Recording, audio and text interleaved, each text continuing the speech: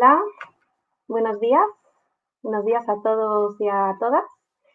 Bienvenidas a este webinar denominado Trabajadoras del Hogar y de los Cuidados y el Derecho a la Salud. Primero de todo, muchas gracias a todas las que os habéis interesado, a todas y todos los que habéis interesado en este webinar. Veo que os estáis saludando y hemos tenido muy buena acogida en este espacio. En el día de hoy. Entonces, muchas gracias a todas por estar en esta actividad con nosotras. Y yo me voy a presentar. Mi nombre es Estela Aguirre Sánchez de Atos. Soy responsable del proyecto Esenciales de la Federación de Mujeres Progresistas. Y junto a mis compañeras, Elvira Mateos y Ana María González Maza, que están hoy con nosotras, que voy a presentar a continuación.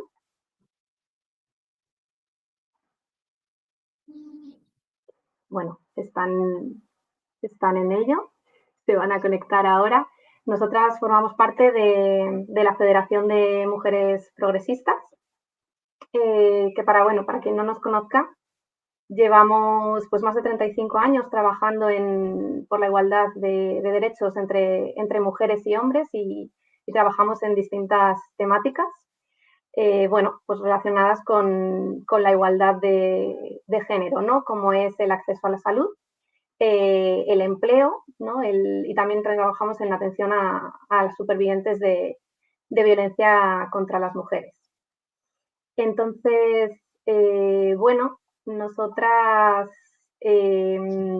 formamos parte del proyecto Esenciales, que es un proyecto por el reconocimiento del empleo del hogar y de los cuidados. Es un programa financiado por la Dirección General de Atención Humanitaria e Inclusión Social de la Inmigración, también financiado por la Unión Europea.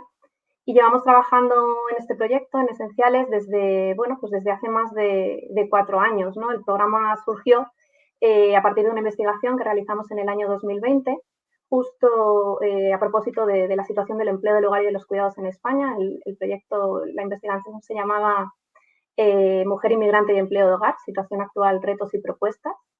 Y un poco las conclusiones que obtuvimos a partir de este informe fue la necesidad de visibilizar y reconocer el trabajo de hogar y cuidados que tiene en nuestra sociedad, ¿no? Cómo se desarrolla y cuáles son todas esas aristas que están interconectadas, ¿no? en el empleo del hogar y de los cuidados.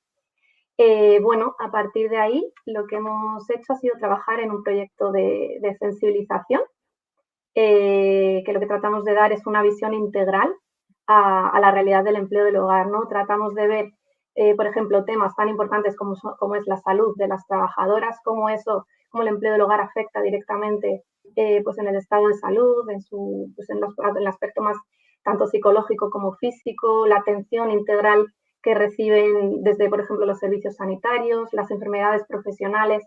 Es un poco la línea de trabajo que vamos a plantear en el webinar de hoy, ¿no? Y es un poco la visión desde la que trabajamos en el proyecto Esenciales.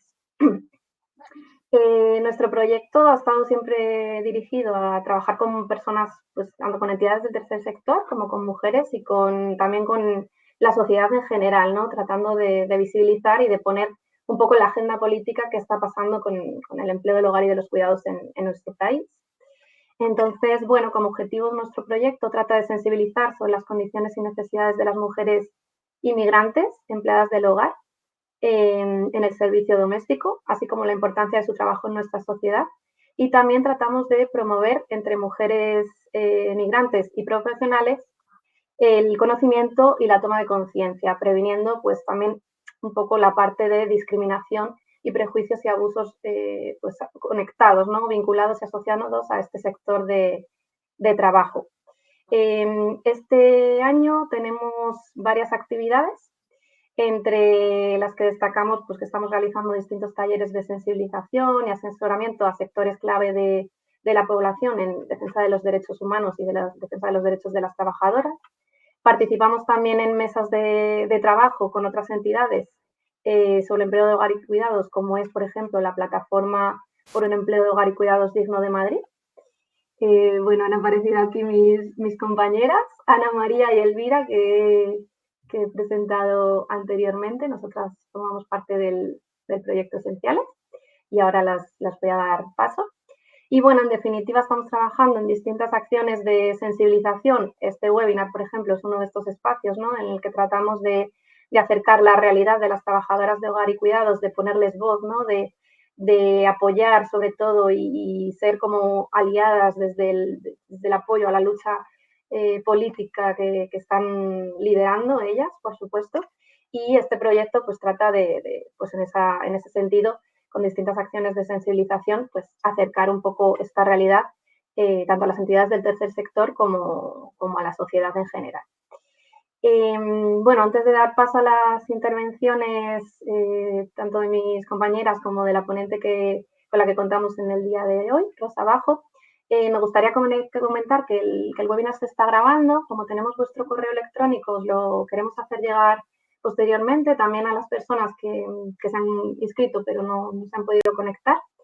Y bueno, los micrófonos y las cámaras están apagadas, pero a lo largo de toda la sesión vais a poder plantear preguntas en el chat que tenéis habilitado, que ya hemos visto que os habéis estado presentando. Entonces, nosotros los vamos a ir recogiendo y al final del webinar sí que vamos a abrir una media horita, un espacio de preguntas y de debate y de aprendizaje, ¿no?, entre todas. Como sabéis, enmarcamos este webinar en el Día Internacional de la Salud de las Mujeres, que es precisamente hoy, el día 28 de mayo, y es por eso que hemos querido celebrar esta actividad, poniendo en foco precisamente en la salud de las trabajadoras del hogar y de los cuidados, pues un poco para que entre todas podamos crear este espacio de aprendizaje, podamos aprender y dar altavoz, ¿no?, a estas reivindicaciones y visibilizar también, pues cada una desde el punto en el que nos encontramos, la lucha de las trabajadoras, ¿no?, por reconocer pues esta parte tan importante como es la garantía de los derechos a su salud. Entonces, bueno, antes de presentaros a nuestra ponente principal, a Rosa Bajo, que nos acompaña hoy, nos gustaría poder encuadrar un poco la temática que vamos a abordar en el día de hoy, en este webinar. Entonces, para eso voy a dar paso a mi compañera Ana María González Maza, que ella es psicóloga social y comunitaria y además está especializada en salud y género, para que, bueno, nos ponga un poco un marco, ¿no?, un marco del tema que vamos a trabajar hoy sobre el empleo de hogar y cuidados y el derecho a la salud. Así que, bueno, Ana, cuando quieras, muchas gracias. Muy bien, pues nada, un placer estar aquí con todas vosotras y todos vosotros. Muchas gracias, Estela, por la presentación generosa y muchísimas gracias a la compañera Elvira y a la ponente Rosa Bajo, que es la que trae la verdadera sustancia. Así que queríamos contextualizar un poquito hoy, 28 de mayo, lo que es el trabajo en salud con trabajadoras de hogar y cuidados. Y para contextualizarlo queríamos abordar brevemente 3 temas. Yo no me voy a alargar. Todo contiene pues grandes temas de actualidad, tanto a nivel social como político, como económico, como laboral, como de derechos humanos. Entonces, brevemente yo voy a dar unas pinceladas, pero después en lo que es el turno de debate, a ver si entre todas y todos podemos compartir cosas que nos resulten sustanciosas también, si veis que se ha quedado algo en el tintero y que lo queremos abordar, ¿vale? Entonces, brevemente queríamos hablar de 3 elementos que, digamos, están ahora mismo muy vinculadas a la salud de las mujeres migrantes que están en el sector del empleo del hogar y los cuidados. Uno es el contexto social, tanto a nivel global como europeo como del Estado español. Otro es compartir algunas cifras en salud, en concreto de una encuesta que recientemente se ha elaborado desde una de las plataformas lideradas por Territorio Doméstico de aquí de Madrid, que daremos exactamente, toda la información que vamos dando se puede aportar, ¿vale? Lo que es las fuentes. Entonces, lo vamos a ir compartiendo, algunas cosas por chat, y si queréis cualquier información no dudéis también en escribirnos. Y otro, cuáles han sido los últimos avances en materia de salud laboral y de prevención de riesgos laborales. Bien, pues es conocido que actualmente el sector de hogar y cuidados es un sector en expansión a nivel mundial. Sin embargo, tiene como denominador común la precariedad para las personas que lo están ejerciendo. Actualmente, si vemos la cifra que vierte lo que es el informe La vía hacia el trabajo decente para las trabajadoras y los trabajadores domésticos de la Organización Internacional del Trabajo, que fue emitido en el año 2023, hay 75. Tengamos en cuenta que siempre que son cifras conservadoras porque son oficiales. Sabemos que este trabajo mayoritariamente se ejerce desde la informalidad. Pues actualmente hay 75,2 millones de personas dedicadas al trabajo doméstico. Poner en relación esto con que hace apenas 20 años eran 32 millones. Es decir, hay todo este volumen de aumento digamos, de externalización de los cuidados dentro de las familias. Y tengamos en cuenta que no hay mejor referente para hablar de interseccionalidad en salud, o hay pocos referentes para hablar de interseccionalidad en salud, como hablar de la salud de las trabajadoras de hogar y cuidado. Tengamos en cuenta que más allá del enfoque de género, porque en la gran mayoría en el mundo, más de un 76% son mujeres las que lo llevan a cabo, y en Europa un 80%, está concernido pues por muchos procesos que están sucediéndose en paralelo, ¿no? Veamos en España. En España, por ejemplo, se lleva a cabo cerca del 30% del trabajo del hogar que se realiza en Europa. Porque aparte de lo que es el proceso de envejecimiento de la población que está afectando a toda Europa, los servicios sociales en España están especialmente familiarizados. Es decir, no ha habido medidas de dependencia suficientes a nivel de las políticas del Estado. Es decir, efectivamente existe una necesidad de provisión de cuidados, pero es que a la vez no ha habido medidas reales verdaderas de conciliación, o son muy escasas o de muy bajo alcance. Entonces, con estos servicios sociales familiarizados en España, el envejecimiento de la población y la ausencia de medidas verdaderas de conciliación, el trabajo de hogar y cuidados definitivamente se externaliza y se internacionaliza, ¿no? Dando lugar a, pues, a las cadenas globales de cuidados, ¿no? Y a lo que entendemos porque es una creciente feminización de las migraciones que ya es un hecho, ¿no? Todo esto es la crisis de los cuidados. ¿Cómo se traduce en la salud? Pues el denominador común del trabajo del hogar, como decíamos antes, es la precariedad. Las trabajadoras de hogar no pueden acceder a lo que es la protección efectiva de sus derechos. En parte, recientemente hicimos un taller participativo haciendo, digamos, un mapa, una construcción de todo lo que recae en el acceso a los derechos, empezando por la ley de extranjería, ¿no? Por la situación administrativa que recae sobre la salud de las mujeres que emigran y pasan a realizar este trabajo, por el régimen de internas, ¿no? Que, como dicen el movimiento de trabajadoras de hogar, hablando de esclavitud moderna, y se está hablando en el debate de la necesidad desde la regulación o abolición del régimen de interna, ¿no? El tema de la informalidad, de la falta de contratación, el tema de las condiciones laborales y vitales que generan tanto la ley de extranjería como la situación administrativa irregular, como las situaciones que se generan en el régimen de interna, como el nivel de la falta de contratación y de profesionalización que hay en el sector. Bien, pues por compartir algunos datos sobre el estado de salud de las trabajadoras de hogar y cuidado, recientemente, en febrero, se presentó el informe de resultados de la encuesta sobre salud laboral y empleo del hogar de las trabajadoras de hogar. Esta encuesta, que vamos a compartir en el chat el enlace a este y otros documentos, se realiza liderado por la Plataforma por un Empleo de Hogar y Cuidados con Plenos Derechos de Madrid, que está liderado, como decíamos, por el colectivo Territorio Doméstico. Bien.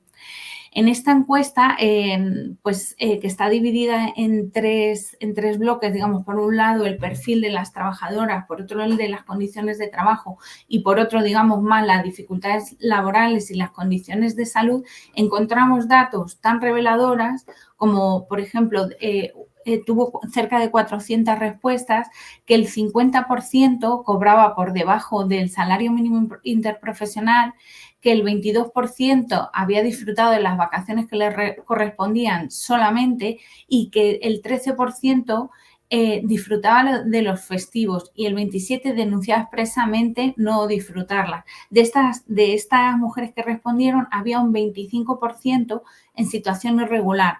Por eso los datos... damos los datos que damos, pero efectivamente son bastante conservadores y están a la baja, ¿no? Cerca de un 40% de las trabajadoras denunciaban una sobrecarga de tareas y se sentían afectadas en un 37% por la falta de reconocimiento, por la falta de descanso en un 25%. Una cosa muy interesante era el contraste que había de diferencias de salud percibida entre las trabajadoras que no tenían contrato por su situación irregular o porque no se lo habían hecho y las que lo tenían, la salud era mucho mejor en las que tenían contrato, y luego en los sesgos en la atención médica, que de eso nos va a hablar mucho más extensamente y mejor Rosa ahora.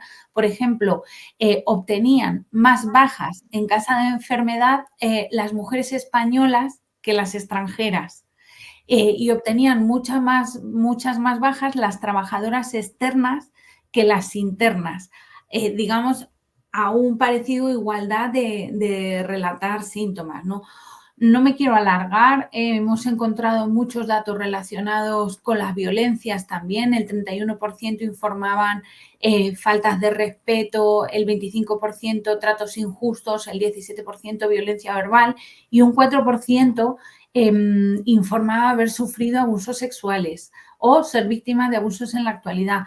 Esto eran los mismos datos, parecidos, similares, a los que han encontrado las compañeras de Por Ti Mujer en el informe de violencias sexuales en las mujeres migrantes y trabajadoras del hogar que presentaron a finales de marzo del 2024.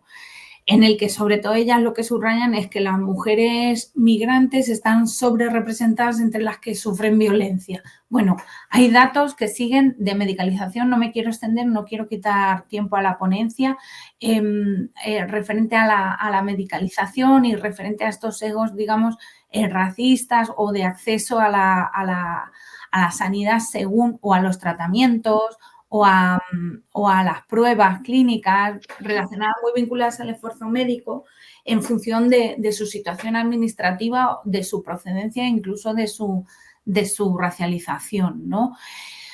Interesante.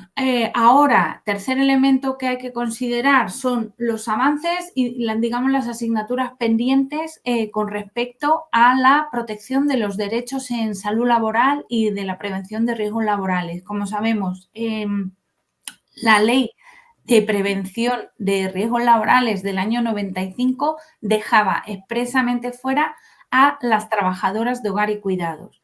Después desde el 2011 ahora, digo 2011 porque es la fecha que la Conferencia Internacional del Trabajo adopta el convenio 189 y lo empieza a pedir la adherencia a todos los estados, ¿no? Después de todos los años de lucha, de la ratificación en el año 2022 del convenio 189 y también de la publicación del Real Decreto Ley 16/2022, se prevé lo que es la inclusión. Lo que se hace es incluir a las trabajadoras de hogar y cuidados en la Ley General de Prevención de Riesgos Laborales. Actualmente, el desarrollo de ese reglamento está siendo revisado, había plazo hasta este lunes, por los colectivos y las asociaciones, ¿no? Un poco con bastante premura. Y lo que se pretende es, por un lado, implementar la perspectiva de género en el cuadro de enfermedades profesionales, porque no lo tiene, porque fue realizado en un momento en que, desde la mirada androcéntrica de la medicina, de la ciencia y del mundo del trabajo, ¿no? Por tantas cosas. Pues esa revisión y la inclusión de la perspectiva de género en la prevención de riesgos laborales. No me quiero extender más, Estela, yo creo que le vamos a dar paso a Rosa y cualquier pregunta, cuestión que pueda surgir a partir de ahora, la podemos resolver después entre todas en el turno de palabras. Deseando escucharte, Rosa. Muchísimas gracias. Sí, pues muchas gracias, Ana, por ponernos un poco en el marco de qué está pasando, ¿no? Ahora mismo, porque es verdad que es un tema que está en la agenda política. Afortunadamente, por fin están las trabajadoras pudiendo, pues tratar cumplir esta parte del derecho a su salud, ¿no? Y del acceso a esa ley de prevención de riesgos laborales, y estamos pendientes, pues, de ver cómo se materializa esta parte, ¿no?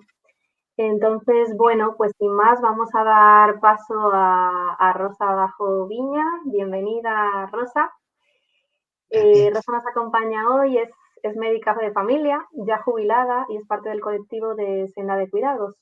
Rosa hizo una especialidad en medicina familiar y comunitaria y, bueno, nos ha comentado que le gustaba más trabajar directamente con las personas que en los hospitales, ¿no? Y entonces es por eso que se especializó más en comunitaria. Se formó también en Administración y Gestión Sanitaria y estuvo 15 años en puestos de dirección, sobre todo cuando se pusieron en marcha los centros de salud. Y tras ello desarrolló su actividad como médica de familia en la zona rural. Y en sus últimos 6 años, antes de jubilarse, ha estado trabajando en el Centro de Salud de Lavapiés, que, bueno, creemos que nos va a compartir también su experiencia desde ese trabajo que ha estado llevando a cabo. Es defensora activa del sistema público de salud universal y con gestión pública desde siempre, y desde 2012 ha trabajado activamente, además, en contra de la exclusión sanitaria, participando en la plataforma ciudadana de Yo Sí Sanidad Universal, y también desde los movimientos del barrio. Como comentábamos, se jubiló en el año 2020, pero sigue muy activa. Desde entonces colabora activamente en Senda de Cuidados, que es una entidad no lucrativa que ofrece unos cuidados dignos a todas aquellas personas que necesitan ser cuidados. Construyen una alternativa de trabajo digna para las personas que cuidan de los demás, garantizando unas condiciones de trabajo dignas, ¿no? Donde los derechos de las cuidadoras estén en el centro. Y también desde Senda de Cuidados ponen el valor algo tan necesario como son los cuidados en nuestra sociedad. Rosa forma parte del grupo de formación de Senda de Cuidados.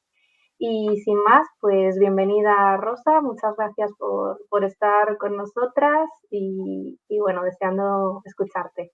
Es tuya la palabra. Bueno, muchas gracias. Lo primero por invitarme, por poder participar en este espacio.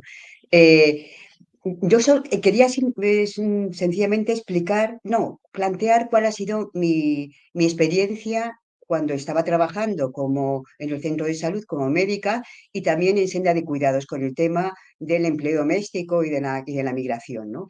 Y espero no extenderme mucho porque creo que este espacio puede dar mucho de sí de compartir experiencias, historias de vida y más estando las personas afectadas que seguro que se han apuntado como empleadas de hogar, ¿no? Yo creo que poner en común nuestras vivencias o nuestras experiencias es lo que nos va a dar más utilidad a este espacio, ¿no?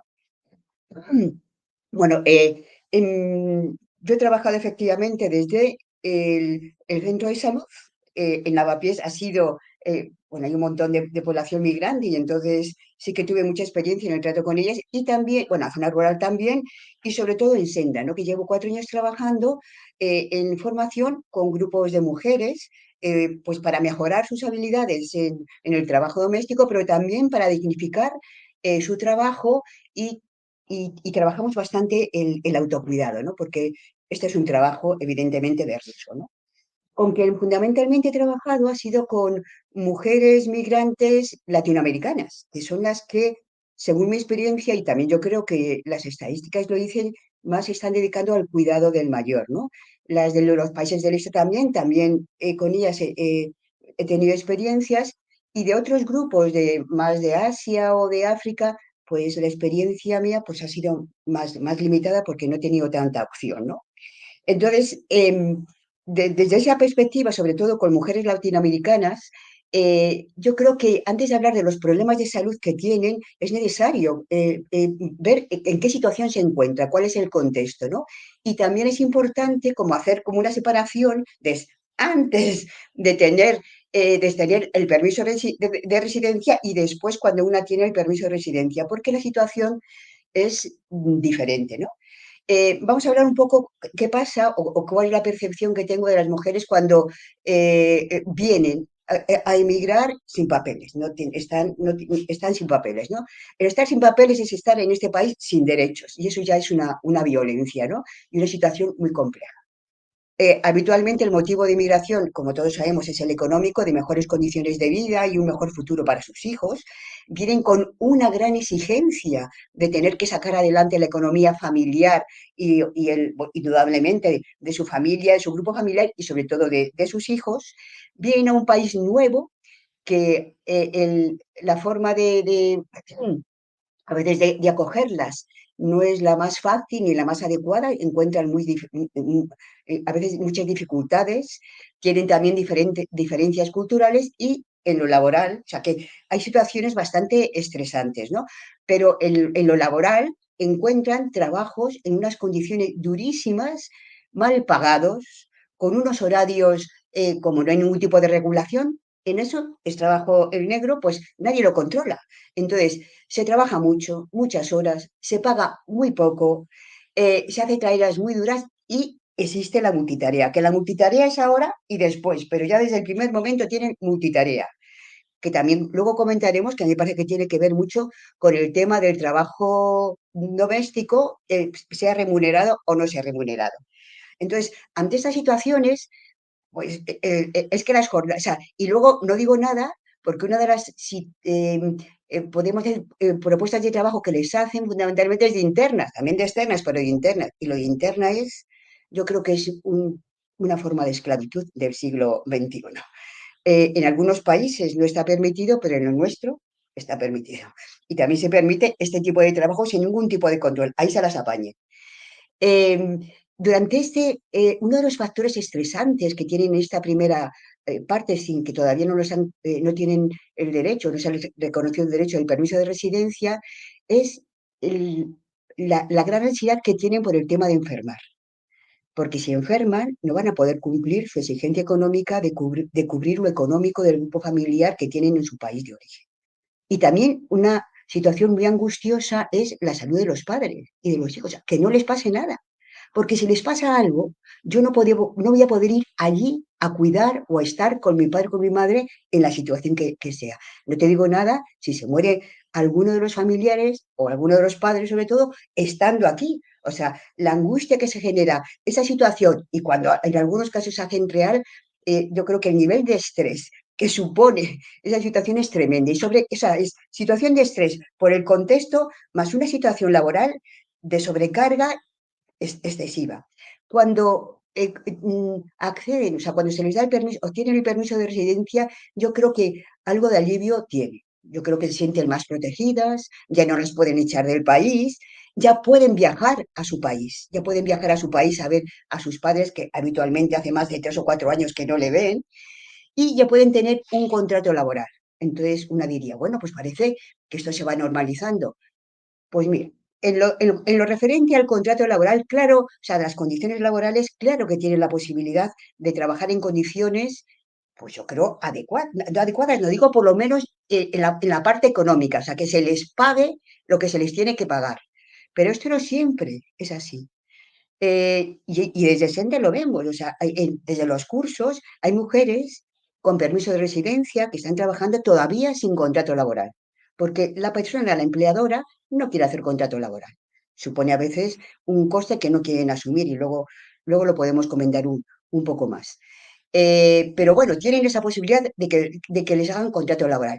Pero el contenido de la tarea sigue siendo complejo. O sea, sigue siendo multitarea, tienen que hacer de todo y a veces también con horarios inadecuados, y si siguen siendo sin un contrato adecuado laboral, pues seguramente no les pagan horas extras, los festivos tampoco se las paguen. O sea, hay muchas irregularidades económicas, aunque tengan permiso de residencia, ¿no? El estrés, por supuesto, las situaciones de estrés siguen persistiendo porque habitualmente todavía no se han podido traer a los hijos, que eh, a veces se los traen y para traérselos tienen que hacer un sobreesfuerzo tremendo. Eh, Luego hay como necesidades vitales que, no, que siguen sin cubrir. El tema de la vivienda es un tema gravísimo, gravísimo. Está tan altísima que no tienen acceso, tienen que compartir habitaciones y eso supone muchísimo malestar porque para todos la vivienda es como nuestro espacio de recogimiento, de confort. Aquí estoy tranquila, pues eso también les falta, ¿no? Eh, y otro de los problemas es el tema de las relaciones sociales. Y eso que las mujeres latinoamericanas enseguida tienen pequeñas redes, pero están tan exigidas por lo económico y por trabajar que a veces en todo este proceso se olvidan de ellas mismas, de que necesitan reposo, descanso, un poquito de cuidado,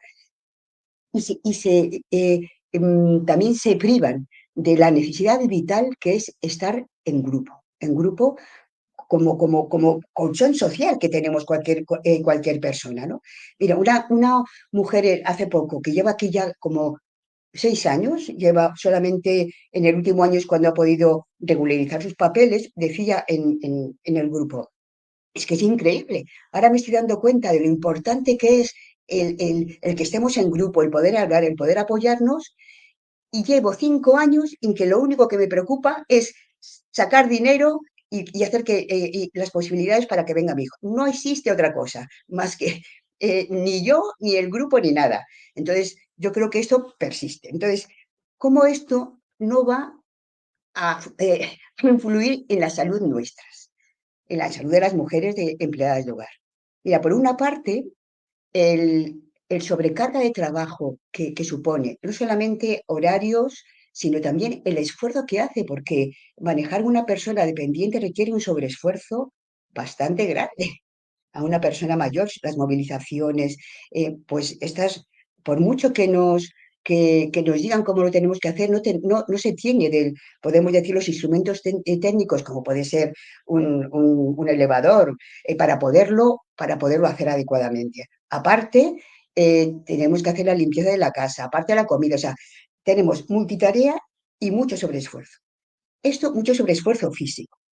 ¿Esto a veces en qué se traduce? Pues ya lo sabemos. Bueno, y eso que viene gente joven, saludables, pues empezamos con dolores de espalda, con dolores generalizados, con cansancio, que me duele el hombro, bueno, diferentes. Pero estos problemas, como la sobrecarga de trabajo y las condiciones difíciles o de jornadas prolongadas continúan, pues se terminan cronificando y terminan siendo la lumbalgia se transforma en una hernia discal, el dolor de hombro se transforma en una rotura del manguito de los rotadores, los dolores generalizados son contracturas musculares que de alguna forma me producen cervicalgias. Bueno, es como que lo que podríamos decir, una cuestión funcional que me duele por un problema de sobrecarga, pues al final termina lesionando pues una parte de nuestro cuerpo. Pero no digo nada el estrés, porque diría, bueno, el estrés, pues ya está, pues habrá pues el estrés no enferma. El estrés crónico produce una serie de lesiones en el cuerpo que no queremos reconocer. O sea, el cuerpo no miente. El cuerpo lo que nos está haciendo sufrir, lo que nos está produciendo malestar, y que a veces no le podemos poner palabras porque no sabemos lo que nos pasa. Pensamos que es una cosa física. No pensamos que esos dolores que estamos sintiendo tienen que ver con la situación tan precaria, tan dura con que es la que vivimos, ¿no? Entonces, cuando no le ponemos palabras a una serie de malestares importantes que tienen que ver con el estrés, el cuerpo se lo pasa es la que lo pasa hacia afuera, es la que nos dice, oiga, que eso está doliendo. Entonces, ¿qué es lo que suele aparecer? Pues lo que suele aparecer son dolores de cabeza, muchos dolores digestivos, muchos dolores de estómago, porque ese tipo de malestares se concentra también mucho en el estómago, suelen producir muchas contracturas en el hombro, muchos dolores generalizados, mucho cansancio, mucho malestar, mucho más, no sé lo que me pasa, pero eso no es que no lo inventemos, eso el cuerpo lo está manifestando. Y si eso, entonces, si eso continúa y continúa, que termina produciendo lesiones. O sea, un dolor de estómago por una situación de estrés termina convirtiéndose en una úlcera. Entonces, ¿cuál es la respuesta del sistema sanitario ante estas situaciones? Pues digo, y lo comento porque yo creo que es importante, ¿no? Pues la respuesta, ¿cuál es? ¿Qué es nuestros tratamientos más habituales? Pues la medicación. Entonces, medicamos. Estamos formados en un sistema muy biologicista. Entonces, siempre vamos a ver qué órgano es el que funciona mal, cuál es el que está estropeado y lo medico. Es así. Entonces, buscamos síntomas, buscamos síntomas. Oiga, pues me duele la espalda, le pongo algo para el dolor de espalda. Me duele la cabeza, algo para el dolor de la cabeza. Estoy triste, algo para la tristeza. O sea que estamos habitualmente tratando síntomas. Y dices, bueno, ¿y eso? Pues mira, eso es un problema. Porque muchos, como estoy comentando, de los malestares que suponen estrés crónicas no están generados o no tienen por una dolencia que tenga dentro del cuerpo, sino por el contexto social, por la forma en que estoy viviendo. Entonces diría uno, ¿y cuál es la solución? Pues la solución puede ser que en un momento dado me alivie tomar una pastilla, pero la solución no se maneja esto con tratamiento médico, con tratamiento farmacológico. Esto se soluciona yendo a buscar el problema donde está. Eso, bueno, había un ejemplo que siempre nos ponían en salud pública, cuando dábamos un taller que decía, estaban en un río, un grupo de gente, venga a recoger gente que veíamos por el río que se iban a ahogar, entonces uno se tiraba, lo traía, se tiraba, lo traía, y de repente aparece un señor y dice, no, no, si no lo están haciendo mal, ustedes, pero yo me fijaría en qué hacer con ese señor que los está tirando desde el puente. Entonces, estamos recogiendo o al sistema sanitario llegan las consecuencias de un contexto social muy duro y yo creo que y muy violento, sobre todo para la población migrante, para los demás también, porque yo creo que eso nos afecta a todos. Vivir en un mundo poco amable y poco humano y en crisis, claro que nos afecta, pero la población migrante en este país yo creo que lo está sufriendo más, es un grupo más vulnerable.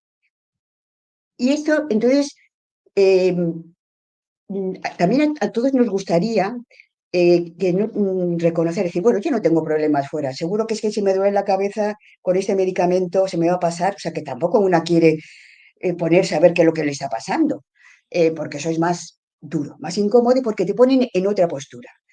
Entonces, yo creo que ahí hay una connivencia, o sea, yo voy con un síntoma que me lo curen, el otro me intenta curar y la verdad es que a veces es medicalizar los problemas de la vida cotidiana cuando nos tenemos que poner en situación de ver que la forma de abordar estos problemas está fuera. Y por eso la medicina de familia tenía esa visión más holística, que yo creo que a veces se ha perdido también por la crisis que estamos sufriendo, que no hay tiempo. Y es, bueno, este problema, esta persona, este colectivo llega aquí con un problema, el problema está afuera, me voy a juntar con otros profesionales que tienen otra visión, otra mirada para ver qué solución le podemos dar. Y a veces la solución, bueno, y la solución no es médica, aunque tiene su parte de poder un poquito aliviar, pero la respuesta es qué hacemos fuera. ¿Qué hacemos fuera como profesionales y qué hacemos fuera también como colectivo afectado? O sea que no nos podemos poner en un lugar pasivo, ¿no? O sea que los problemas de salud tienen que ver con las condiciones físicas de trabajo, pero también con el contexto en que estamos viviendo, o sea, también cómo esta sociedad está acogiendo a la población migrante, una población necesaria porque están cubriendo necesidades de trabajo que no podemos cubrir, necesidades sociales que no podemos cubrir, necesitamos manos de obra. Vienen aquí y no les tratamos especialmente bien. Yo creo que les tratamos a veces, les desvalorizamos, les marginamos, les malpagamos. Eso también es como para pensárselo, ¿no? Em, yo añadiría algo más que yo creo que está implícito, en el trabajo doméstico y que lo he aprendido con los grupos de mujeres, ¿no? En estos 4 años con Senda de Cuidados, ¿no? Eh, es la desvalorización, bueno, eso yo creo que era consciente del trabajo doméstico. ¿Se ha pagado o no se ha pagado? ¿Se ha remunerado o no? O sea, el trabajo de la casa siempre ha sido de las mujeres, es como si hubiésemos nacido con él, era una forma normalizada, lo hacíamos con mucho gusto, tampoco tenía mm, tanta importancia y no estaba pagado, nunca ha estado pagado.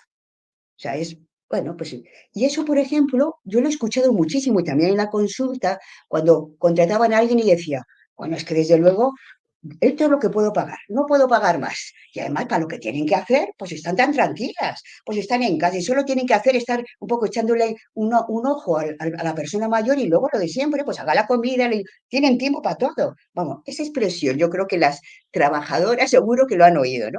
Eso de tiene tiempo para todo. Y eso pone en situación a veces de permitirse abusar de las personas. Es decir, puedo pagar esto, solamente puedo pagar 600. Es como que es un trabajo que no está para nada valorado.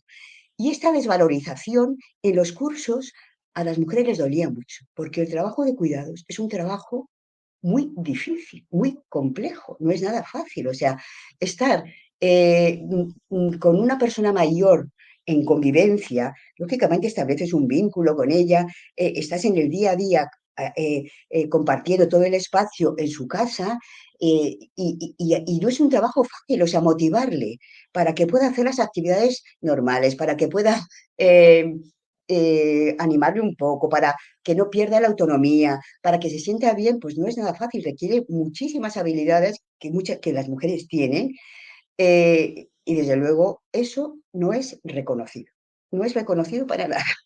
Y esa falta de reconocimiento del trabajo, en un trabajo donde se pone el alma y el cuerpo, pues la verdad es que eso también es una situación dolorosa, ¿no? Eh, y luego quería hablar, bueno, yo creo que ha hablado Ana sobre el tema de la ley de dependencia, y es que efectivamente, aunque hay familias que no se pueden hacer con toda la carga familiar que supone atender a una persona dependiente mayor o de la edad que sea, ¿no? Y digan, es que no tengo dinero, es que no puedo, pero eso no justifica en ningún caso que haya abuso de otra persona. Tendrán que ver qué es lo que pasa con este tema. Quizás tendrán que ver socialmente cómo la sociedad, cómo el gobierno da respuesta al problema del envejecimiento de nuestra sociedad y tiene que ser el papel de la familia. Eso no justifica el abuso de nadie, el abuso económico, ni de tiempo, ni de jornadas increíbles de nadie, ¿no? Eso, vamos, me parece que está claro, ¿no? Luego, en cuanto a lo de la legislación, aquí también quería comentar algo. Yo creo que ha habido muchos avances gracias, yo creo que a las mujeres que han puesto su cuerpo y que han hecho una lucha continua desde hace años para conseguir unas condiciones laborales es igual que cualquier otro trabajador. Y se ha conseguido, o sea, lo de la baja ya lo teníamos de antes, se consigue el paro. Hay un tema con el tema de los servicios de prevención. Cualquier trabajador tiene servicios de prevención. El servicio de prevención es vigilar el estado de salud de las personas en la empresa donde vayan a trabajar y qué riesgos tienen y poner los medios, los medios técnicos o tecnológicos para evitar esos riesgos. Bueno, pues las mujeres, desde luego, servicio de prevención, las mujeres del empleo doméstico no tienen. Sí que es cierto que el Ministerio está haciendo un borrador. A ver qué es lo que saca. Yo creo que eso es necesario, el tener servicios de prevención. Porque riesgos de sufrir accidentes en la casa los hay, aparte de los riesgos de hacer un sobreesfuerzo porque la persona que tenemos tiene, bueno, pues está dependiente, no se puede movilizar, o sea que el riesgo de que sobreesfuerzos físicos tenemos riesgos de caídas, a veces el material que se pone para poder hacer la limpieza pues no son escaleras adecuadas, son banquetas que se rompen. A veces, por ejemplo, hay limpiezas de cristales que vamos, que son como para que le den un mareo y se caiga. O sea, que accidentes laborales, una casa no mira si lo que tengo que hacer nunca lo he mirado. Si lo que tengo para hacer la limpieza es adecuado o no. Pues lo que hay, o sea, cojo una silla, lo que sea. No hay material o no se ha pensado en las condiciones de seguridad de hacer ese trabajo en el ámbito doméstico. Y eso es lo que el servicio de prevención esperemos bueno, pues que dé una alternativa y que se ponga en marcha y que las mujeres del empleo doméstico tengan servicios de prevención, ¿no? Y luego hay otro tema que me gustaría comentar, que es el de las bajas. Y esto también es una experiencia personal y yo creo que de mis compañeros. Claro que si una persona está trabajando, pues damos la baja laboral, evidentemente.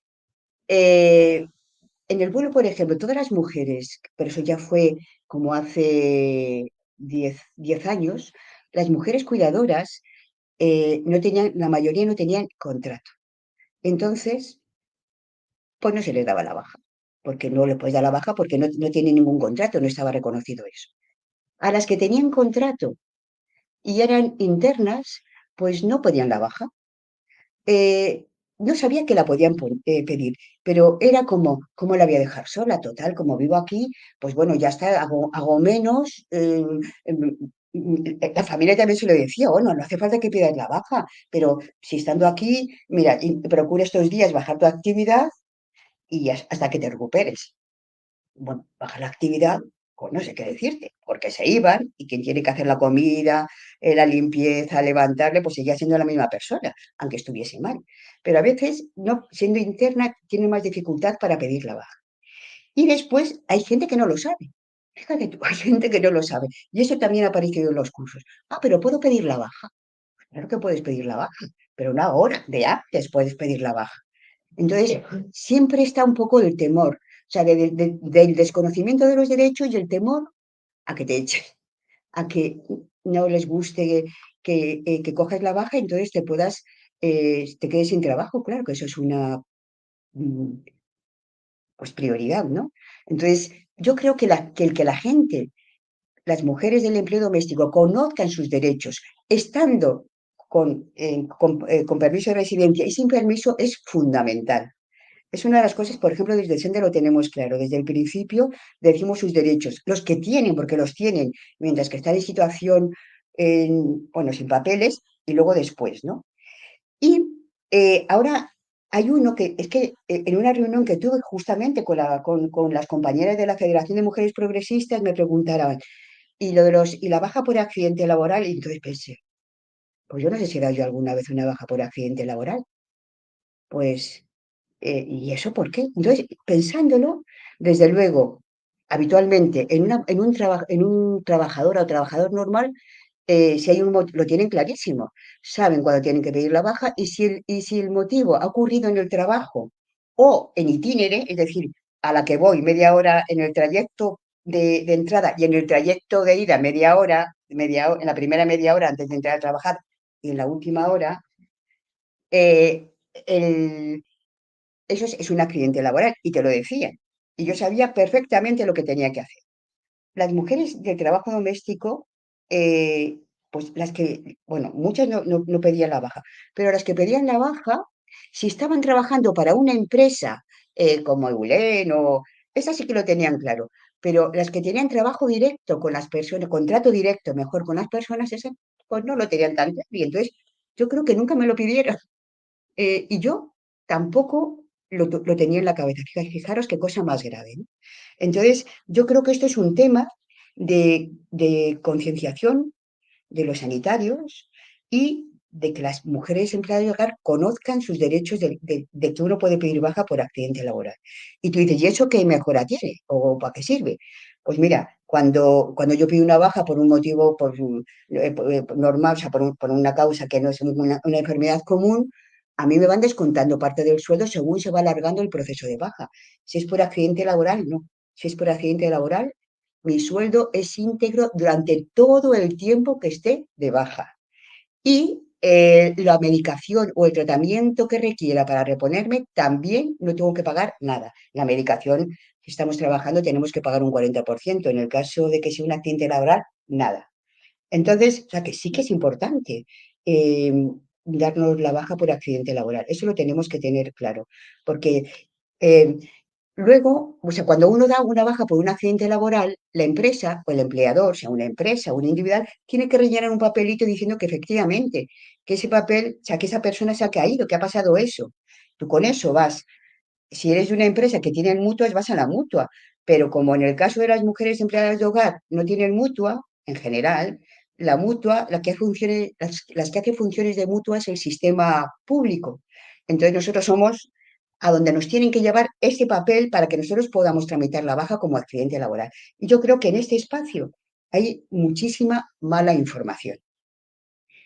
Luego, un comentario que me parece importante, que es el tema de la barrera sanitaria. Eh, bueno, es que hubo unos cambios, bueno, ya no voy a meter en cómo surge esto, ¿no?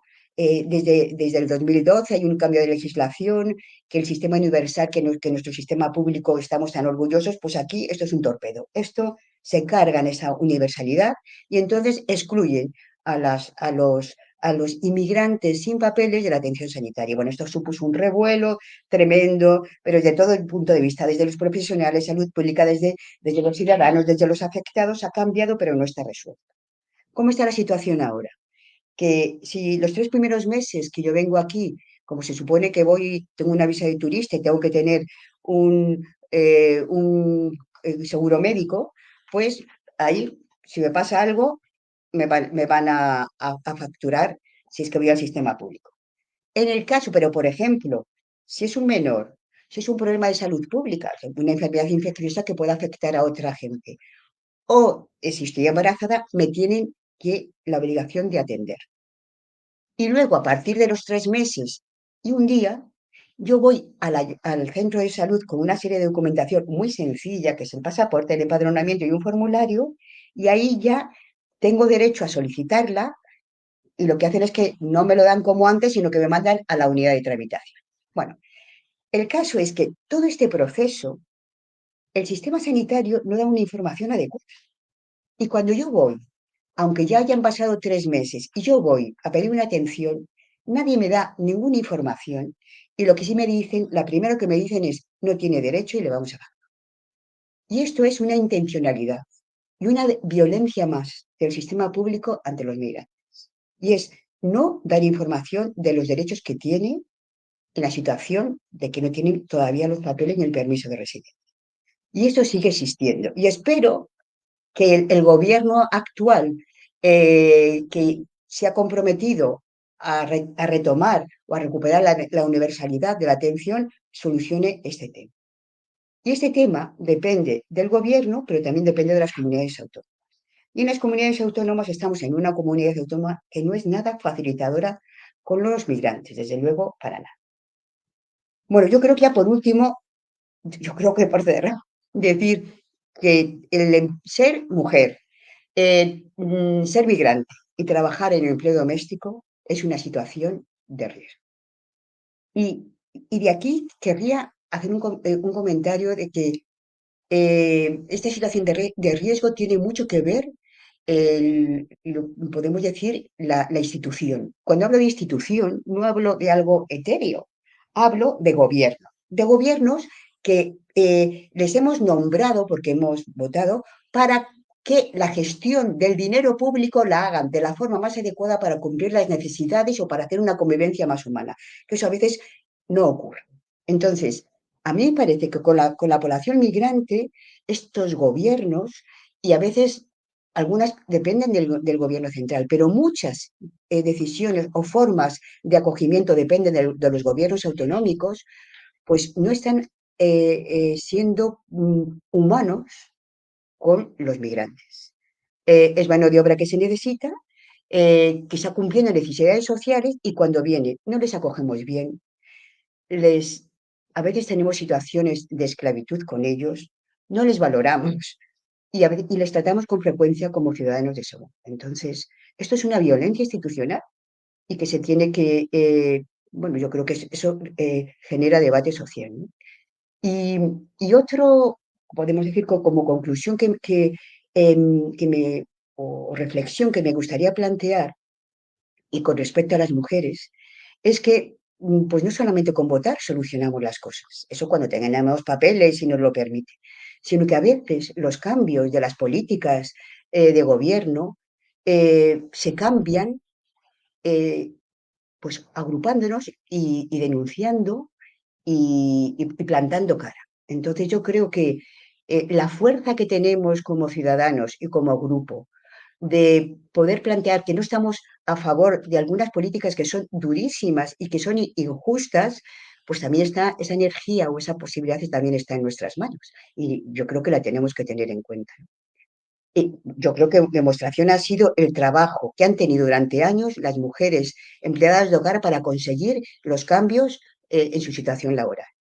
Y bueno, no sé si me he enrollado mucho, pero bueno, pues yo espero que podamos debatir todas estas situaciones que mira que no son conflictivas.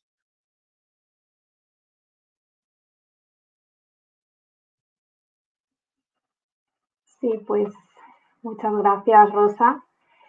Qué, bueno, qué panorama, ¿no? General, qué Uf, recorrido nos has hecho, pues desde tu experiencia, ¿no? Que al final yo creo que muchas personas aquí formamos parte del tercer sector y es cierto que echamos de menos, ¿no? Poder hablar entre distintas profesionales, la mirada, tu mirada, ¿no? Como médica, de la realidad que has vivido bueno, en el centro de salud. Y bueno, yo creo que nos ha aportado muchísimas, ¿no? Pues, aprendizajes de qué está pasando en la realidad, ¿no? Cuando una trabajadora llega directamente a su médico o a su médica de cabecera, ¿no? Cuáles están siendo los problemas y qué es lo que se encuentra. Entonces, bueno, queríamos abrir un espacio. El chat, la verdad, que están compartiendo muchas experiencias. Entendemos que hay pues trabajadoras de hogar que están compartiendo sus experiencias, mostrando justamente todo lo que estás comentando, Rosa. Bueno, pues esa realidad de cómo a partir pues, de muchas dolencias, pues finalmente no han tenido que seguir trabajando. No sé si queréis que recojamos algún comentario. Sí que hemos recogido una pregunta de María Jiménez, que si queréis podemos empezar por esa y animamos al resto de las personas que están conectadas a plantear preguntas a Rosa o a nosotras por el proyecto. Entonces, María Jiménez nos ha comentado un poco su experiencia y nos planteaba justo el tema de las mujeres pues que están en situación irregular, ¿no? Nos agradece por el espacio y comenta que además de conocer los derechos, de poder conocer sus derechos, cuando una mujer está en situación irregular, pues realmente cómo se pueden garantizar esos derechos. Nos pregunta si existe alguna normativa del Estado que las proteja, ¿no? Que las proteja y entiendo que específicamente en temas de salud que estamos abordando hoy en día. No sé si, Rosa, quieres compartirnos algo desde tu experiencia. ¿Qué ujú. sucede con las mujeres que están en situación irregular, ¿no? ¿Qué garantías tienen? Sí, mira, pues todo lo que voy a compartir es también de lo que el abogado, porque en Senda de Cuidados también tenemos un abogado laboralista, ¿no? Que para mujeres con contrato y sin contrato de Senda y de no Senda, ¿no? Y que nos ha informado. El abogado también va a los cursos y también informa, porque yo creo que, mira, a mí me parece que conocer los derechos, o sea, por ejemplo, el económico, qué se está pagando en unas condiciones laborales según horas, de externas, de interna, qué es lo que se está pagando o lo que se debe pagar. Porque a veces vienen y uno no tiene ni idea de cuáles son el valor de las cosas, ni cuánto vale una hora, si ni se pagan horas extras. Entonces, tener un primer, yo creo que conocimiento de si yo tuviese, cuando yo tenga los papeles, estas son las condiciones que tengo que exigir. Conocerlo de antes también es importante para saber en qué nos estamos moviendo. Puede que por necesidades económicas tenga que negociar y me tenga que aguantar con situaciones, pero uno ya tiene que saber qué es lo que está pasando cuando tengo permiso de residencia, cuando están regularizados mis papeles, para saber hasta qué punto puede ser el abuso y responder. Luego, ha habido, bueno, situaciones que, bueno, las compañeras podrán decir un montón, que yo he oído de abusos son, o sea, yo diría que indecentes y no pocas, como es. vente conmigo 2 meses y entonces a los dos de vacaciones. Cuando llegas allí, tú dices que ya no puedes más porque es que el trabajo es abusivo, ¿no? Me voy de vacaciones, te quedas con los niños, con el mayor, con la cocina, vienen familiares, les haces la cocina, o sea, lo de la multitarea puede ser terrible. Entonces, una dice, pues lo siento, pero yo no puedo más, pero me voy. Y me dice, pues si te vas, no te pago, por ejemplo, ¿no? O si no aceptas estas condiciones que te pongo, es decir, yo el fin de semana que te digo que libres, pero te tienes que quedar porque yo no puedo venir, pues si no lo haces, no te pago. O sea, a veces, cuando uno plantea cara, muchas veces la amenaza es o te denuncio o no te pago. Yo creo que las mujeres tienen que saber que denunciar puede denunciar. O sea que si yo estoy trabajando en negro, eso sí lo tengo que probar. O sea, tengo que hacer las cosas como para probar, porque si no la otra me puede decir que esa persona no estaba trabajando conmigo. Pero hay formas como el tema de las llaves. O sea que uno que buscar, como podemos decir, pruebas que me hagan o que yo pueda presentar para decir que he trabajado por esta persona y no me ha pagado. Eso se puede denunciar y se puede ganar. Entonces, yo creo que hay que conocer los derechos, saber que hay abogados que nos van a apoyar y que no estamos en situación de tanta indefensión, que nos podemos defender. Y podemos denunciar cuando alguien no nos pague. ¿Que nos paguen menos? Pues eso es más difícil, pero que no nos paguen. O sea, en situaciones muy libres, claro que lo podemos denunciar, ¿eh? Y que nos paguen menos también, claro, que nos paguen muy poco, que nos estén explotando. Lo que pasa es que yo creo que a veces nos pillan en situaciones con tanta necesidad económica que pasamos por unas situaciones que a mí me parecen increíbles, ¿no? Pero, por ejemplo, a lo largo de los cursos, cuando han pedido asesoría legal y simplemente o yo lo he hablado o alguien de Senda les ha hablado y diciendo, bueno, pues si no le pagan, que esto es lo que tienen que pagar, entonces ahí nos metemos con lo legal, bueno, pues tomaremos medidas y se lo diremos a nuestro abogado que, bueno, pues que ahora ahí muchísimo, porque saben que les pueden poner un multazo y grande. Entonces, sí que también ellos se preocupan y suelen pagar. O sea que yo creo que no hay o sea, total indefensión no lo hay, ¿no? Que sí que podemos buscar otros resquicios. No sé si responde o cuál era la situación de ella.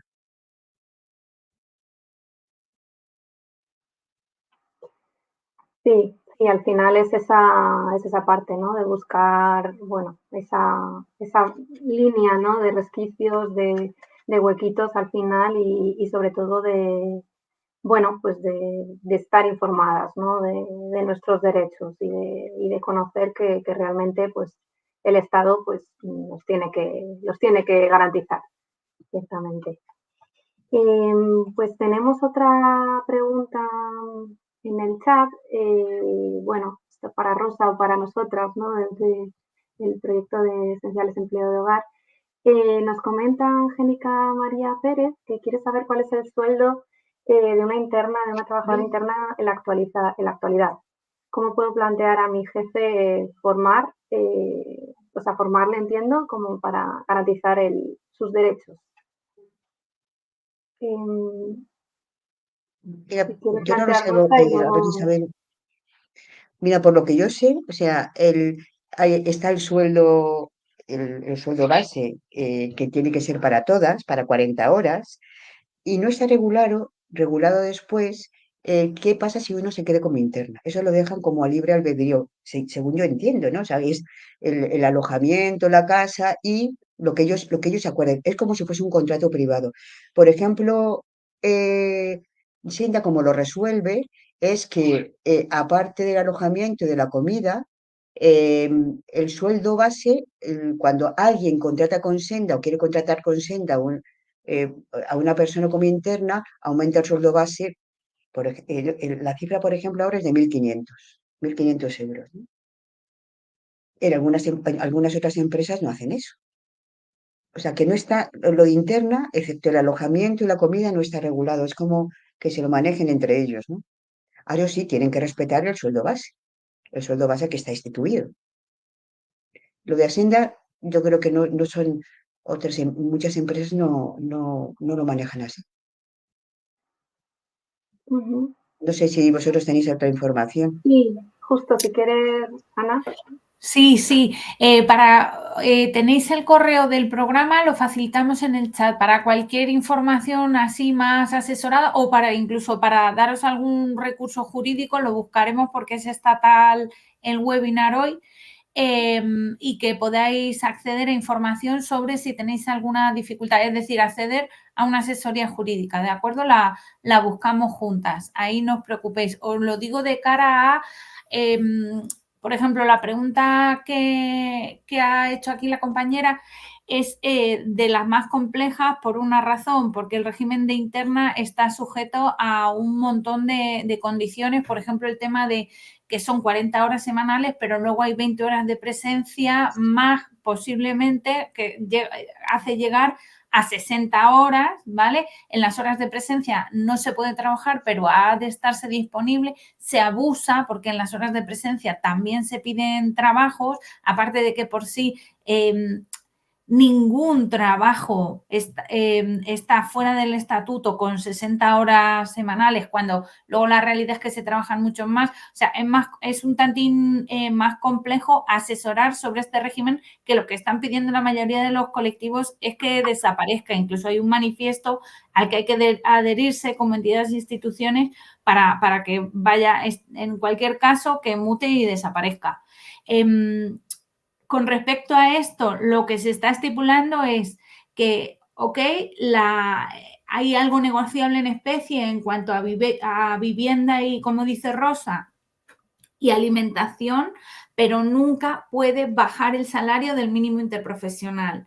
Eso es lo último que se está legislando, pero es muy complejo. Para información así jurídica, escribidnos, porque os asesoramos nosotras o buscamos el recurso, ¿vale? Muy bien.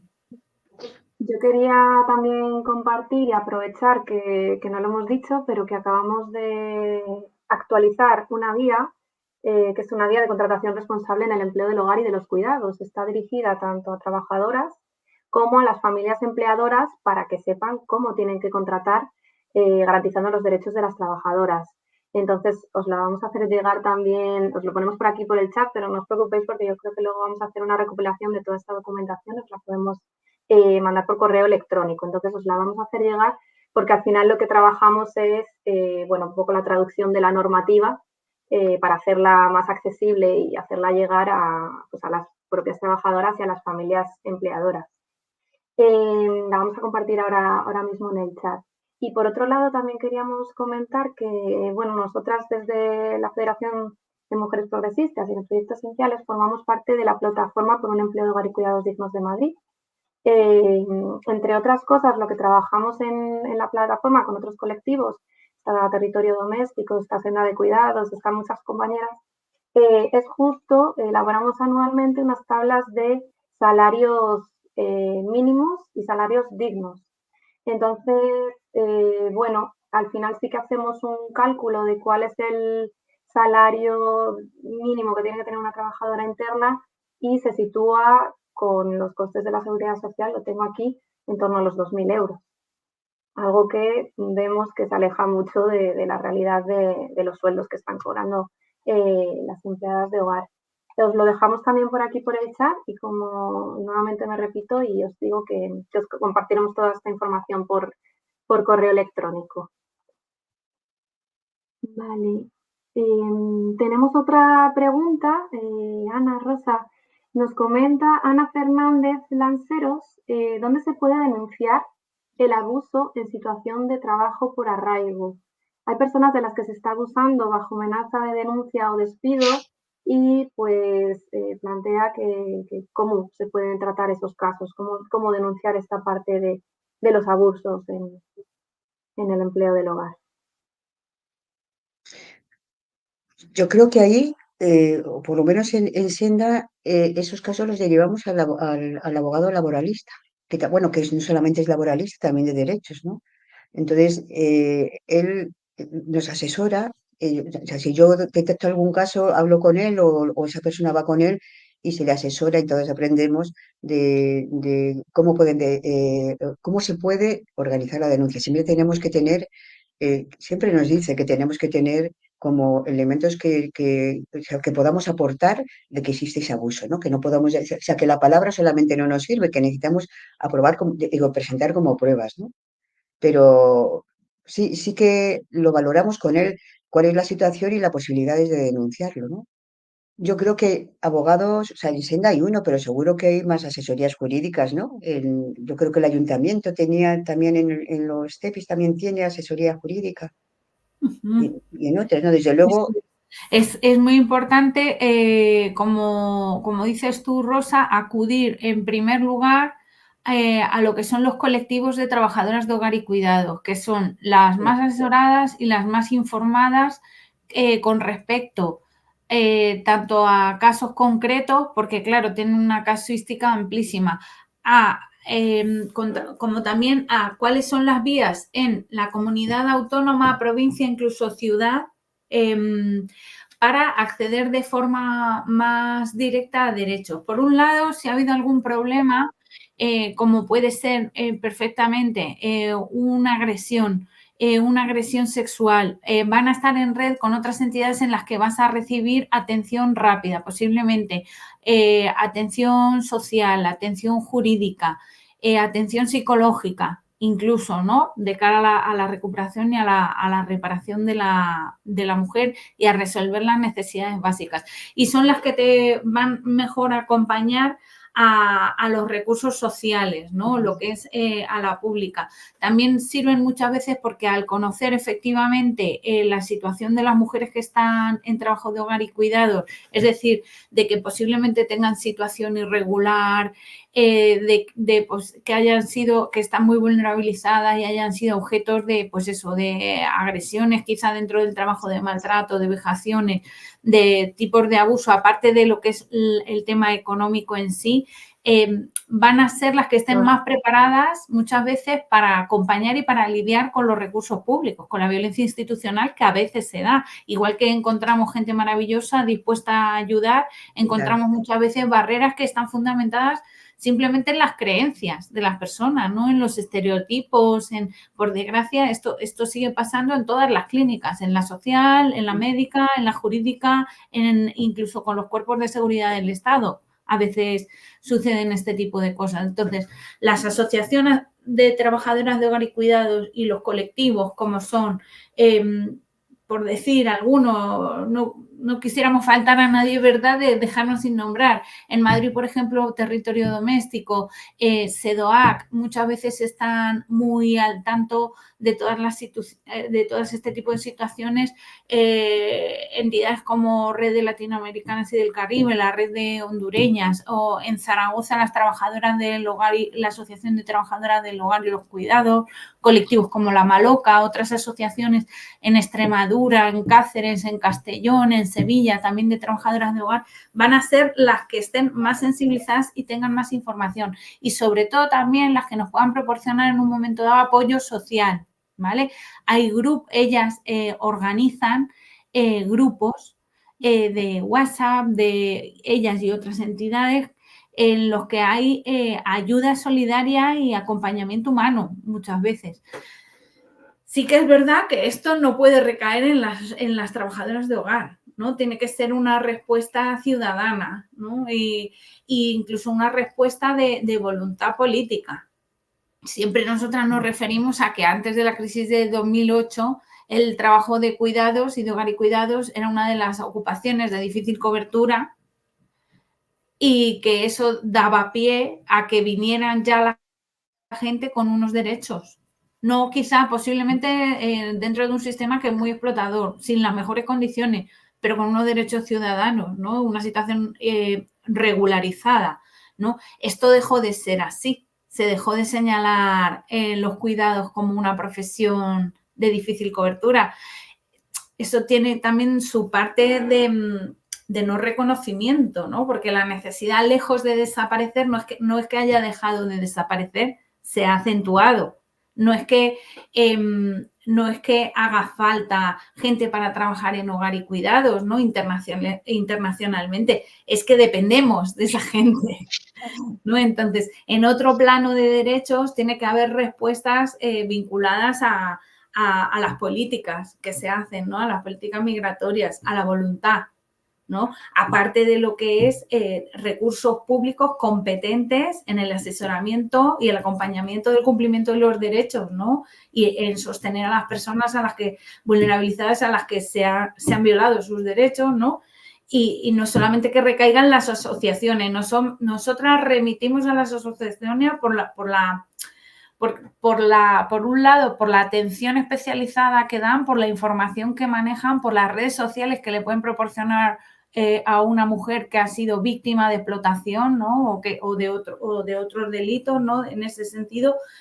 Y por otro lado, porque al final, si no, nos vemos en batallas individuales, haciendo batallas individuales de cosas que se tienen que conseguir, como decías tú, Rosa, socialmente, ¿no? Juntas, ¿no? Y políticamente, y que se tienen que necesitamos sentirnos acompañadas, ¿no? En esa reivindicación. Fíjate, Ana, yo añadiría que estoy totalmente de acuerdo contigo a eso, es que a mí me parece que el trabajo de las empleadas domésticas a veces es muy solitario, no te digo nada cuando es interna, ¿no? Se vive mucho en soledad.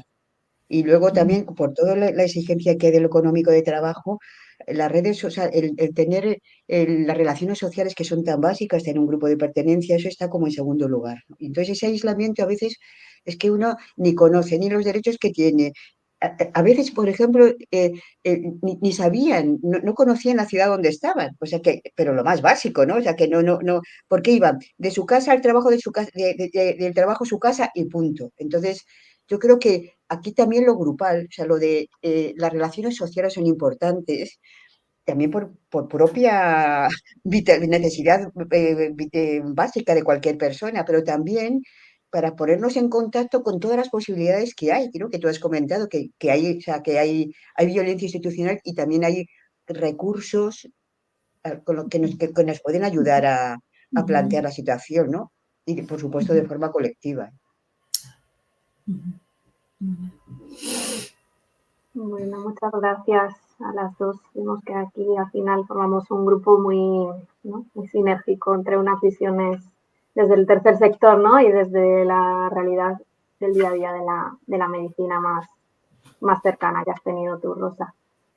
Bueno, animamos, está habiendo muchas preguntas en el chat más relacionadas con toda la información, ¿no? que estamos dando. Al final vemos cómo pues es una necesidad que tenemos el poner en conocimiento de todos los recursos que existen. Entonces, nuevamente os comentamos que estamos recopilando todas estas preguntas y luego yo creo que os lo mandaremos por correo electrónico toda la información. Vamos a tener otro webinar también en octubre. Este otro va a ser sobre prevención de riesgos laborales y derechos. Así que también os mandaremos la información a las que habéis participado en este espacio. No sé si tenéis alguna preguntita más desde las personas que estáis asistiendo, que aprovechemos estos últimos minutitos para que Rosa nos pueda pues compartir también su experiencia. Si queréis plantear algo más. Bueno, no sé si nos da tiempo, si no, chicas, a plantear alguna pregunta que teníamos también nosotras, Ana.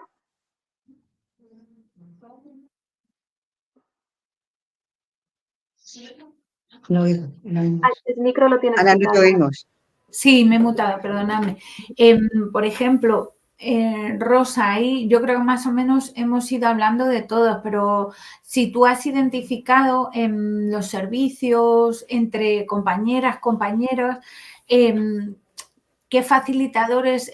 Hablamos mucho siempre desde, perdón, desde el déficit, desde lo que falta, desde la barrera, el obstáculo, ¿no? Pero quizá alguna buena práctica en la clínica o algunos elementos, sean de comunicación, sean de técnicas, de estrategias para mejorar la atención, ¿no? Que reciben estas mujeres trabajadoras de hogar y cuidado de origen migrante. O sea, ahí que hemos hablado, por ejemplo, de varias cosas, de como facilitadores, buenas prácticas. No sé, Rosa, ahí si tienes identificado algo que en la clínica nos ayude, porque muchas veces hablamos de clínica, pero puede ser social también, ¿no? No solamente... Y desde parte de los profesionales. Sí, por parte nuestra, sea de tercer sector, sea de sanitarias. Fíjate, no sé si respondió eso. A mí una parte importante, o sea, a mí me parece que los problemas de salud son tan complejos que el sistema sanitario ocupa un lugar, pero que es, bueno, que es fundamental. La visión de la o sea, de la ciudadanía, de los afectados y de los profesionales que tienen diferentes visiones de cómo abordarlo. Yo creo que o se aborda de una forma común o, o no vamos a ninguna parte, o vamos, o bueno, nos quedamos muy recortados. A mí me parece que tuve una experiencia con vosotras, con el tema de violencia de género, con el tema de las relaciones del equipo, de la importancia de reírse, o sea, tuvimos varios espacios de encuentro en el que yo creo que como sanitarios nos hacíais ver una visión diferente. Es como enseñaros el mundo desde fuera, o sea, lo que no vemos en la consulta y a veces no preguntamos. Y yo creo que eso espacios de sensibilización, de lo importante que es tener en cuenta a la hora de que está aquí, o sea, que a la consulta me llega una persona que me llega con un problema de salud, pero me llega con una vida que lleva detrás, y eso tiene que ver cómo responde el cuerpo, eso tiene que ver con las con sus problemas de salud que me está diciendo. No me puedo quedar ahí, tengo que hacer una mirada mucho más amplia. Y yo creo que otros profesionales que tenéis otra mirada, nos vienen muy bien. O sea, que tener espacios de encuentro que a veces los sanitarios no facilitamos, pero vosotros sí, y siempre hay en el centro de salud alguien que esté interesado y que sea como un puente para que lo hagáis. A mí me parece que eso eh, sí que sería un elemento facilitador para mejorar las prácticas, porque yo creo que la mejora en nuestro caso de las prácticas es tener una visión más amplia de la Ampliar la persona mirada. que tengo delante, ¿no? Ujú, Así ujú, que yo creo que, bueno, es promover esos espacios de encuentro con el ujú. otro. Está en la mesa de salud, pero los trabajos que hicimos en conjunto me parecieron que fueron muy, muy interesantes. Yo creo que eso sí, sería, o sea, es como ayudar a ponerse al sanitario otras gafas Ujú, de lo que ujú, pasa afuera, ¿no? ujú. Está muy interesante Porque el la tema universidad no lo hace, ¿eh? La universidad no lo hace para nada, ni ujú, el hospital tampoco, porque son biologicistas. Bueno, pues eso es, son cuadraditos, las enfermedades son cuadraditos, cardiología, nefrología, lo del corazón, lo del aparato digestivo, no está la persona. ujú, ujú. No hay quizá el tema de tener un enfoque integral y poder compartir entre profesionales, quitar un poco el tema de la verticalidad, ¿no? Del modelo este médico que nos Sí, dices y poder compartir en red, ¿no? Y también tiene el punto este de conocer los recursos. Otra cosa sí, que nos rondaba ahí, Rosa, muchas veces efectivamente conseguimos quizá dar una explicación, ¿no? En términos, ¿no? De lo que está viviendo la persona, ¿no? A su malestar, ¿verdad? Pero ¿qué sucede? Porque mientras está dentro del sistema sanitario, muchas veces hoy por el hombro, mañana por el estómago, pasado, está acompañada, ¿no? Pero una vez que no hay, que le dicen el diagnóstico, no hay diagnóstico, ¿no? Muchas veces se da un poquito de desamparo, ¿no? Hay, ¿qué oportunidades tendríamos de acompañar? No sé ujú, si me explico. Es verdad que a veces no hay sí, diagnóstico, pues por un error diagnóstico, por un retraso diagnóstico, por un sesgo, por un error, ¿no? Pero otra cosa no lo hay, por ejemplo, por el tema que decías tú de la somatización o de... Entonces la gente queda muy sola, ¿no? Porque es como, no te pasa nada, te pasa algo... claro, claro. Sí, eso es muy duro, ¿eh? Porque yo no planteo síntomas que se puedan acoplar a un diagnóstico, a un cuadradito, y entonces, pues no sé lo que la pasa. Y entonces, cuando digo, no, pues ¿qué será somatizando? ¿Será que la cabeza? No entiendo que cuando aquí tengo conflictos que me pueden angustiar y no lo puedo poner, es que me enfermo. O sea, pero no hay ninguna lesión en el cuerpo, no hay ninguna úlcera, no hay ninguna vesícula mal, no hay nada de mal. Y entonces, pues como ante la impotencia de que no sabemos manejar o que no queremos pensar que es que eso tiene que es otra situación de, de abordarlo, pues decimos, pues no lo sé, pues entonces cuando decimos no lo sé, usted está todo bien, será su cabeza, pues ahí, como no sabemos qué hacer, pum, la dejamos absolutamente a la persona sola, sola Ujú, con su malestar, con su ujú. malestar. Y pues eso va a seguir así hasta que no manejemos un poco mejor lo que habíamos dicho, o sea, de una visión un poco más amplia, ¿no? más integral. O soluciones, mira, también como salud mental tiene unas situaciones tan precarias, porque, por ejemplo, hay una trabajadora, hay una psicóloga que hace trabajo grupal en el centro de salud, pero que tiene que atender a 50.000 centros, el que hubiese otra serie de profesionales en los centros de salud más cercanos, donde poder trabajar con ellos, o que las mujeres, o sea, las personas, poder derivar ahí, trabajar conjuntamente, pues sería una salida. Pero no creo que este sistema quiera, tal y como está ahora, hacer cambios. O sea que pues tendría que ser desde los profesionales, desde abajo, ¿no? En contra de la institución. Ujú. Hablamos muchas veces del sistema sanitario, de los profesionales, pero vamos, nos consta que lo primero lo que tienen las sanitarias y los sanitarios es una sobrecarga tremenda, Sí, que muchas veces se hace trabajo comunitario, pero se hace a costa del tiempo personal y las formaciones. Muchas veces vienen muchísimas personas a formarse en género e interseccionalidad con nosotras y lo hacen a costa de su tiempo personal también. Nos consta que también hay reconocer a las profesionales y los profesionales sanitarios que hacen lo que pueden. Quizá la respuesta ahí, para no dejar a las personas como quien dice a la deriva muchas veces, sea pues este trabajo en red que decías antes y este conocernos sí, entre nosotras y poder darle una salida a estas personas a través de los recursos quizá de apoyo de otro tipo, ¿no? De entidades. Ujú, totalmente, ujú, totalmente. ujú, Fíjate, yo me acuerdo de estas cosas que surgieron no fue de la mesa de salud, yo creo que simplemente en el barrio ponerse en contacto con diferentes actividades, movimientos, pues dan alternativas. Mira, yo surgió o porque tenía una subvención de hacer un teatro social en Lavapiés para ujú, trabajar con migrantes. Nos lo comentaron y entonces hicimos unos cuantos prescripción social, es decir, a gente que tenía problemas de comunicación, de tener redes sociales, que tenían, era que lo importante era ponerlas en conexión y poderlo hablar, y que tenían dificultades para hablarlo, pues era que acudiesen a ese teatro. Bueno, la gente se apuntó, pues no te digo que fuesen 100, pero los 20 o 25 que estuvieron allí tuvieron una experiencia que esos 20 o 25 seguro que se les pasaría mucho de sus malestares, se pasarían poniendo en contacto, o sea, hablando de su situación con otras personas y compartiendo esos malestares. Pues cosas así, sí, total. Yo ujú, creo por que supuesto. Ujú. es como ponernos, Especialmente importante para las trabajadoras de hogar, como que, como decías tú, trabajan en tanto aislamiento, ¿no? Y vienen muchísimo, con muchísimo. muchas veces con la premura del proyecto económico, ¿no? Y Sí. ¿no? La Oye, eso, centralidad. eso yo creo que les machaca muchísimo, ¿eh? La Ujú, presión económica, uf, muchísimo. ujú, ujú.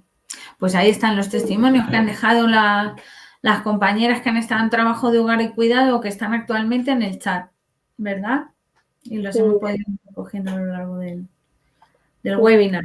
Ujú, muchas gracias a todas por, bueno, pues por compartir este ratito con nosotras. Vemos que, bueno, ha tenido una bonita acogida y estáis intercambiando, ¿no? Pues también vivencias por el chat. Os hemos dejado también un cuestionario de evaluación, simplemente, bueno, pues para ver vuestra valoración, ¿no? Y poder seguir mejorando nosotras en estos espacios que organizamos con ponentes y con expertas como Rosa. Y bueno, yo agradecer a todas desde el equipo Esenciales, las tres, Elvira también que está por ahí, solo que no tiene la cámara. Bueno, pues este espacio, el que hayáis podido conectaros este ratito, os lo haremos llegar también por correo electrónico. Y nada, simplemente me voy a quedar con unas palabras que he recogido de Rosa, ¿no? Del hecho de que, bueno, las mujeres han puesto su cuerpo para conseguir estos derechos, para conseguir que sus derechos sean reconocidos. Estamos viendo que se ha ratificado el convenio 189, que se está poniendo en marcha en la agenda política, ¿no? La parte del reconocimiento de las trabajadoras del empleo del hogar y de los cuidados, que forman parte de este trabajo esencial, ¿no? Que se desempeña en nuestra sociedad. Y bueno, y también me quedo con esas palabras, ¿no? De seguir trabajando, si no se puede ser de arriba abajo, pues de abajo arriba, uniéndonos entre colectivos, entre trabajadoras, ONGs, médicas y distintas profesionales que estamos, bueno, pues en el día a día tratando de visibilizar esta realidad, ¿no? Del empleo del hogar y de los cuidados y bueno, todo el entramado en el que se están encontrando muchas mujeres que lo desempeñan. Así que bueno, pues sin más, nuevamente agradeceros y os dejamos ahí también la encuesta de valoración. Muchas gracias a todas y a todos. Gracias.